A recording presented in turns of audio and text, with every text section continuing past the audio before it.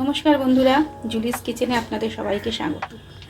আজকে মটন রেজালার রেসিপিটা আপনাদের সাথে শেয়ার করছি। মটন রেজালা করার জন্য নিয়ে নিয়েছি 600 গ্রাম মতো মটন, টক দই, পেঁয়াজ বাটা, আদা বাটা, রসুন বাটা। এখানে শুকনো উপকরণ নিয়েছি কিছু: পোস্ত, চারু মগজ, কাজু বাদাম, 4টে তেজপাতা, গরম মশলা নিয়েছি, গোলমরিচ, শুকনো লঙ্কা। যে মাংসটা আমি ম্যারিনেট করে নিচ্ছি। টক দই দিলাম 3 চামচ মতো টক দই, 2 চামচ পেঁয়াজ বাটা,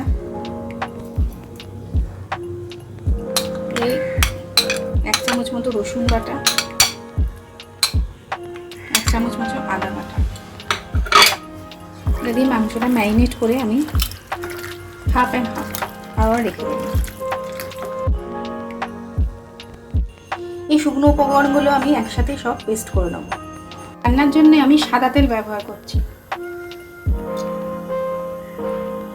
হয়ে গেছে, এবার আমি তেজপাতা, শুকনো লঙ্কা, গোটা গরম মশলাগুলো আর গোটা গোলমরিচ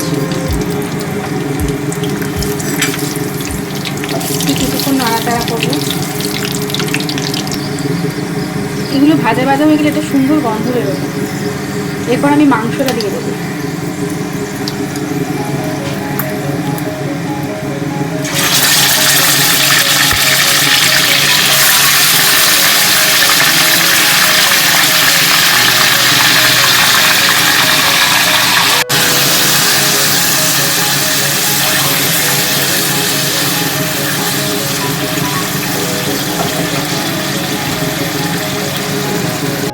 পরিমাণ মতো নুন দিয়ে দেবো,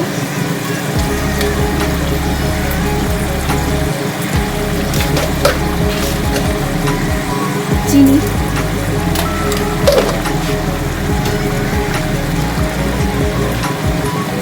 অল্প একটু নুন মিষ্টিটা আপনাদের স্বাদ মতো দেবেন।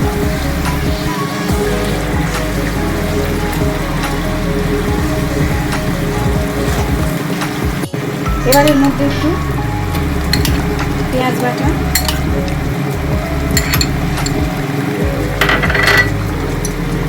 আদা বাটা, রসুন বাটা, 2 চামচ মতো রসুন বাটা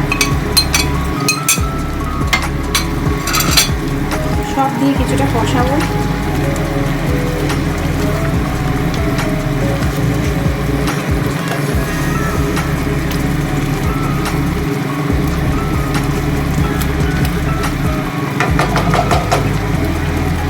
দশ মিনিট ফুল ফ্লেমে ঢাকা দিয়ে রাখবো।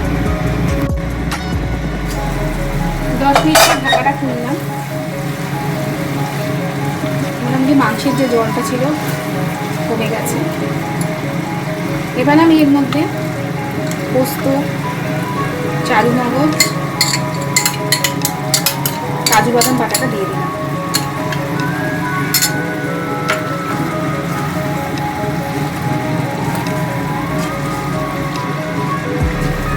দিয়ে আবারও 5 মিনিটের জন্য আবার এটা ঢাকা দিয়ে দেবো।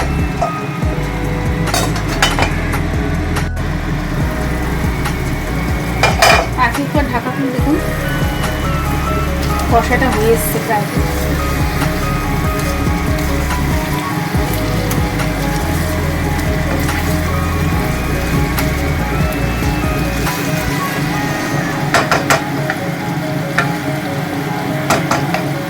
আবার 2-3 মিনিটের জন্য একটু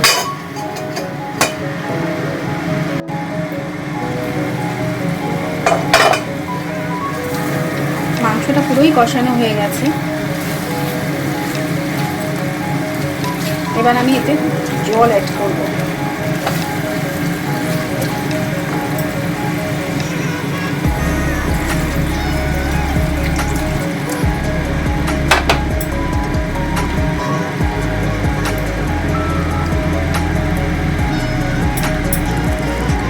এটা লো ফ্লেমে আমি 10 মিনিট রেখে দিই।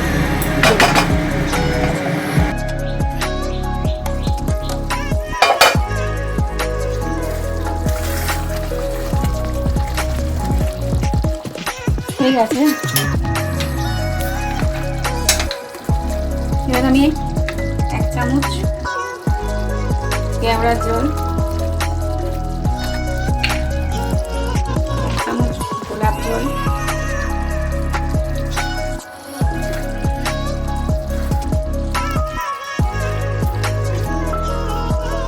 একটু মিঠা আতর,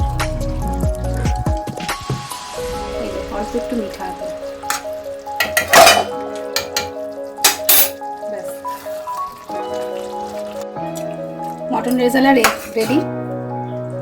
ব্যাস এবার আপনারা সার্ভ করে দেবেন।